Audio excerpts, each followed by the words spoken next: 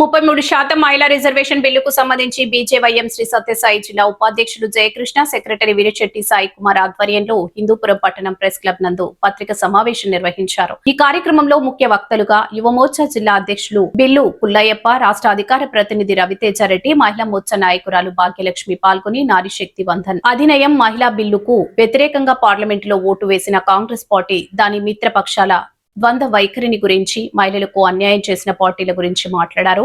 ఈ కార్యక్రమంలో జిల్లా యువమోర్చా ప్రధాన కార్యదర్శి కాచర్ల హరీష్, జిల్లా యువమోర్చా ప్రధాన కార్యదర్శి నరేష్, బీజేపీ లేపాక్షి అధ్యక్షులు నరసింహమూర్తి, ఎంపీటీసీ చంద్రశేఖర్ రెడ్డి, మైనార్టీ మోర్చా జిల్లా ప్రధాన కార్యదర్శి బాబా ఫక్రుద్దీన్, యువ మోర్చా నాయకులు రమేష్, సేవక్ దత్తా, కీర్తి, హితేష్, గణేష్, వినయ్ కుమార్ తదితరులు పాల్గొన్నారు.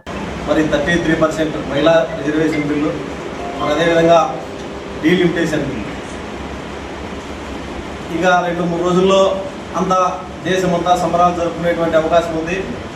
మరి మహిళలకు కూడా రాజకీయంగా చైతన్యవంతులు అయ్యేటువంటి అవకాశం దగ్గరలో వస్తుందనేటువంటి ఆలోచన చేసే ముందే ఒక్కసారిగా మొత్తం దేశమంతా అవాకయ్యే విధంగా మరి ఇండి కూటమి తర్వాత కొన్ని ప్రాంతీయ పార్టీలు వారి యొక్క రాజకీయ మనుగడ ఇంకా కనుమరుగైపోతుంది భవిష్యత్తులో అనేటువంటి ఆలోచనతో మరి అందరూ రాజకీయాలకు అతీతంగా, పార్టీలకు అతీతంగా కొంతమంది వాళ్ళ పార్టీలో ఉన్నప్పటికీ కూడా కొంతమంది బాధపడ్డారు. నిజంగా ఈ బిల్లు పాస్ అయితే మరి మహిళలు వ్యాపార రంగంలో ముందుగా ఉన్నారు.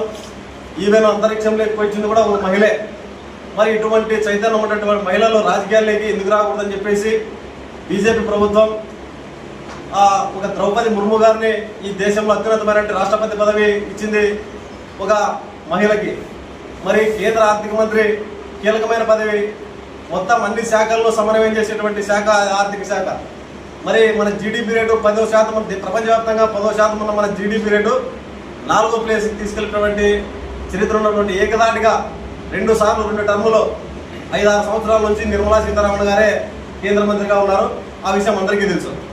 మరి ఈరోజు భారతీయ జనతా పార్టీ ఫస్ట్ దేశము, పార్టీ తర్వాత స్వలాభం చివరని చెప్పేసి ఎక్కడైనా కానీ ఒక నినాదంతో భారతీయ జనతా పార్టీ మరి ఎన్డీఏ కూటమి కూడా పార్టీలన్నీ ముందుకు పోతూ ఉన్నాయి.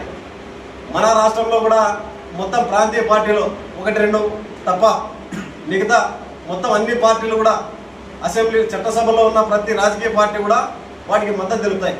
తెలిపినప్పటికీ కూడా కొన్ని కనీసం 4% ఓట్లు లేనటువంటి పార్టీలు, కనీసం జాతీయ హోదా లేనటువంటి పార్టీలు మరి ఎక్కడ పడితే అక్కడ ఈ ఉపన్యాసాలు ఇచ్చుకుంటూ ఏదో ఈ దేశానికి నరేంద్ర మోడీ గారు తీవ్ర అన్యాయం చేస్తున్నారని చెప్పేసి అని చెప్పేసి ఒక రాతాంతం చేస్తూ ఉన్నారు. వీళ్ళకి మేము అడిగేది ఒకటే, భారతదేశ స్వాతంత్రం వచ్చినప్పటి నుంచి 60 సంవత్సరాలు కాంగ్రెస్ పార్టీలో అధికారంలో ఉంది. మరి 60 సంవత్సరాల నుంచి కూడా ఈ డీలిమిటేషన్ బిల్లు 1952 ఒకటి, 63 ఒకటి, 72 ఒకటి, 2002లో కూడా ప్రయత్నం చేశారు. మరి ఎమర్జెన్సీ వచ్చింది కూడా మీ సమయంలోనే. మరి దేశాలు విడిపోయింది కూడా మీరు అధికారంలో ఉన్నప్పుడే. కాబట్టి ఈ దేశానికి సంబంధించిన నష్టాలన్నీ కూడా జరిగినటువంటి ఒక కాంగ్రెస్ పార్టీలోనే. ఇక ఈ భారతదేశంలో ప్రతిదీ కూడా మాట్లాడితే ఎన్నికలు వస్తుంటూ ఉంటారు. ఇప్పుడు ఒక 2-3 రాష్ట్రాల్లో బీజేపీకి అధికారం అంత మాత్రాన ప్రధానమంత్రి పదవి ఊడిపోదు. ఈ విషయం మాట్లాడేటువంటి ప్రతి ఒక్కరు కూడా గుర్తుపెట్టుకోవాలి. ఎందుకంటే ఇప్పుడు జరుగుతుంటే పార్లమెంట్ ఎన్నికలు కాదు, అసెంబ్లీ ఎన్నికలు.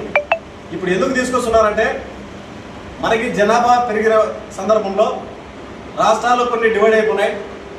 మనకి రాబోయే కాలంలో చట్టసభల్లో మహిళలు తర్వాత కొత్త వారికి అవకాశం కావాలా అని చెప్పారు. 2023లో వీళ్ళు మద్దతు తెలిపినారు. 23లో మద్దతు తెలిపి అప్పుడు జనగణన తర్వాత చేయాలని చెప్పేసి కొన్ని